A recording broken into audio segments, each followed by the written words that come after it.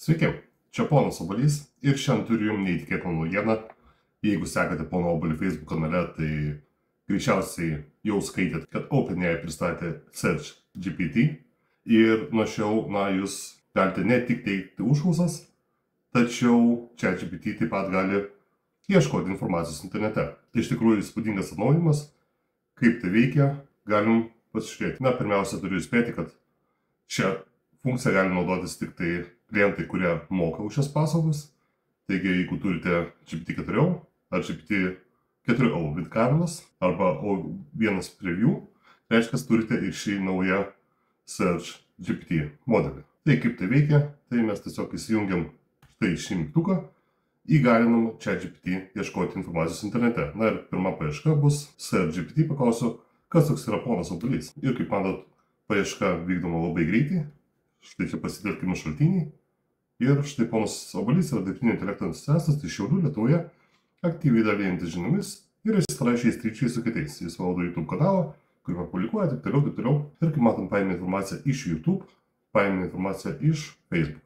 Štai čia, jeigu paspausim mygtuką šaltinį, dešinėje pusėje galite matyti visus šaltinius, kuriuos panaudoja šiam atsakymui sugeneruoti. Taigi, matot, yra pono Obuolio ir Patreon puslapis, ir yra pono Obuolio Medium puslapis, kur aš taip pat dalinuosi naujienomis, kad kuo daugiau žmonių sužinotų apie AI galimybės ir žinoma informacija visą pateikiu lietuvių kalba. Lygiai taip pat Facebook puslapyje, kone kasdieną dalinuosi karščiausiom AI naujienom iš viso pasaulio. Taigi, štai perskaitę dalykus, kaip matot, rado net ir TikTok'e kažkokių tai video, tiesa, aš TikTok'e kontentų nekuriu, bet, yra vienas kitas video, tai ChatGPT pasinaudoja ir tom. Aš šią naujieną pasidalinau vakar savo puslapį, pasidalinau grupėje AI Lietuva ir žmonės klausė tokį labai įdomų klausimą ir iš tikrųjų aš jam kaip ir pritariu, kuom tai yra geriau už Perplexity. Perplexity esu apžvelgęs šitam kanale, jeigu pasiieškosite tarp video, jį tikrai rasite. Taigi, tai pasižiūrėsim, kuom skiriasi nuo Perplexity. Tiesiog įsikopijuojam šią užklausą ir paklausim to paties Perplexity. Kas yra ponas Obuolys? Kaip matot, Perplexity naudoju Pro planą, tai paieška bus ženkliai geresnė negu ne Pro planą turėtojam. Ir štai turim daugiau informacijos, pateikė net kiek šiuo metu yra YouTube prenumeratorių, kiek esu paskelbęs vaizdo įrašų ir taip toliau. Taip pat apie socialinius tinklus matom, kad be YouTube platformos ponas Obuolys aktyviai veikia ir kitose socialiniuose tinkluose, kaip Facebook grupiai arba Threads platformai. Ir štai netgi mes turim... Gerai. Neįtikėtina, kad sugeba šis dirbtinis intelektas. Ponas Obuolys kanalas. Aš jau esu matęs. Arba jūs man linkinot, ar algoritmę šiaip mačiau, bet man atrodo, nesu pilnai žiūrėjęs jokio video, jeigu neklystu. Tai pažiūrėsim, I guess, vienas iš šio video plako, kokia šiaip tematika pasi video. Kaip uždirbti su AI, Cloud'e, sukūrėme Chrome įskepį, jis kūrė tokius IT technikos AI sferos video, pažiūrėsim. Tai matėm, buvo pateikta kito YouTube kūrėjo apžvalga, kuris apžvelgia pono Obuolio kanalą, Karalius, tiesa, aš nesu apie jį girdėjęs. Gal reikės pasidomėti, kas mano turinį žiūri ir apžvelginėja YouTube. Taigi, man Perplexity patinka šiek tiek labiau nei ChatGPT Search. Bent jau, ko gero, gal reikėtų padaryti užklausą išsamesnę. Bet ChatGPT Search įsiskiria būtent tom, kad eina tiesiai į tikslą.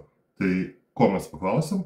Mes tą ir gavom. Jeigu norim užklausą gilinti, tai turim užklausti vadinamą follow-up questions. Tarkim, paklausiu, koks yra tikras pono Obuolio vardas. Kažin ar ChatGPT išsiaiškins tai. Mes tik tai matom, kad ponas Obuolys tai entuziastas iš Šiaulių Lietuvos ir praktiškai pakartoja visą tą patį, ką užklausė prieš tai. Taigi, kas yra ponas Obuolys, nežino niekas. Pakartokim tą pačią užklausą su Perplexity, užklauskim, koks yra tikras pono Obuolio vardas. Pažiūrėsim, ar Perplexity atlieka šią paiešką geriau. Matom, kad Perplexity iš dalies pakartoja prieš tai buvusią paiešką ir, kas yra ponas Obuolys, neišsiaiškino. Gerai, pabandykim šiek tiek tokią paiešką, paieškokim naujausią ChatGPT atnaujinimą. Pasižiūrėsim, ką ChatGPT, žino pats apie save. Ir kaip matot, pateikė patį naujausią savo atnaujinimą, kuris buvo spalio 29 dieną, tai vos prieš kelias dienas, prieš Helovino naktį, išleido šį SearchGPT ir netgi apžvelgė konkurentus. Jau kaip matom, kadangi užklausas teikiam lietuvių kalba, tai pasitelkė ir Verslo žinias, Delfi kaip šaltinius, kad pateikti informaciją lietuviškai, bet pasitelkė taip pat ir kitus labai gerai žinomus puslapius, tokius kaip TechCrunch ir Tom's Guide. Gerai, pabandykim paieškoti šiek tiek tikslesnės informacijos, kiek buvo paskelbta GPT-4 modulio taikomųjų sričių nuo 23 metų. Kaip matot, ta paieška yra labai siaura ir eina tiesiai į tikslą be jokių išvedžiojimų.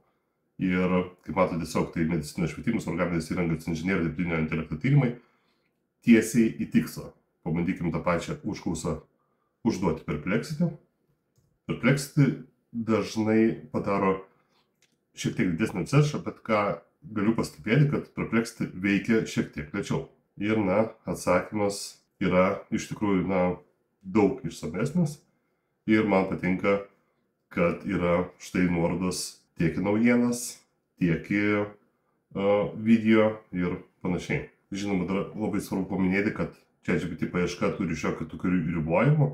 Ji gali pateikti informaciją iš tikslinių šaltinių, tačiau negali pasiekti viso interneto turinio, nes daugumas svetainių tiesiog neįsileidžia ChatGPT robotų, kad jie nesimokytų iš tos svetainės duomenų. Todėl automatiškai, Google, nežinau kaip dėl Perplexity, bet jie gali giliau įsiskverbti svetainės, nes to pačio Google įskiepius patys svetainių, kurie naudoja ir įdiegia pačios svetainėse, kad Google robotai galėtų, skanuoti tas svetainės ir išgauti visą informaciją. Todėl, ChatGPT, GPT Search šiuo atveju, niekada nebus toks tikslus, mano manimu, kaip yra Google. Ir, kaip minėjau, nežinau tiksliai, kokius algoritmus naudoja Perplexity, bet Perplexity taip pat, nelietuviškas žodžio panaudojimas įsiskverbia giliau į svetainės ir gauna išsamesnę informaciją. Todėl, pasižaisti, jeigu turite ChatGPT prenumeratą, tai būtų kaip ir pliusas darant kažkokius research, kad išgauti papildomą informaciją arba, paklausti, pavyzdžiui, kaip, pagausti, koks šiandien oras Šiauliuose. Ir matom, kad, ima lapkričio 1, kai yra įrašinėjamas šis video, rytoj ir taip toliau. Bet pati informacija, taip, jinai padės atliekant kažkokius darbus, bet aš manau, kadangi pats naudoju Perplexity praktiškai viskam, jis padeda man ir rašyti naujienas, ir kurti naujus video, ir visuose kitose reikaluose susijusiais su darbu ar hobiu, nemanau, kad man asmeniškai ChatGPT Search pakeis Perplexity. Bent jau kol kas tikrai ne. SearchGPT yra, labai greitai ir trumpai paaiškai, tarkim, Seimo rinkimai Lietuvoje ir SearchGPT turėtų turėti naujausią informaciją. Štai pateikiami turai, kas laimėjo, kiek kokių mandatų, antrasis turas ir panašiai.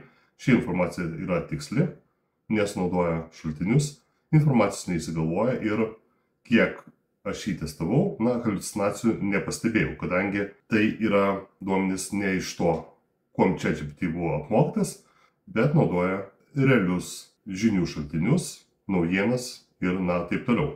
Taigi tai buvo labai trumpa ChatGPT Search apžvalga. Palikite komentaruose savo įžvalgas, ką jūs manote, ar verta vien dėl to prenumeruoti ChatGPT.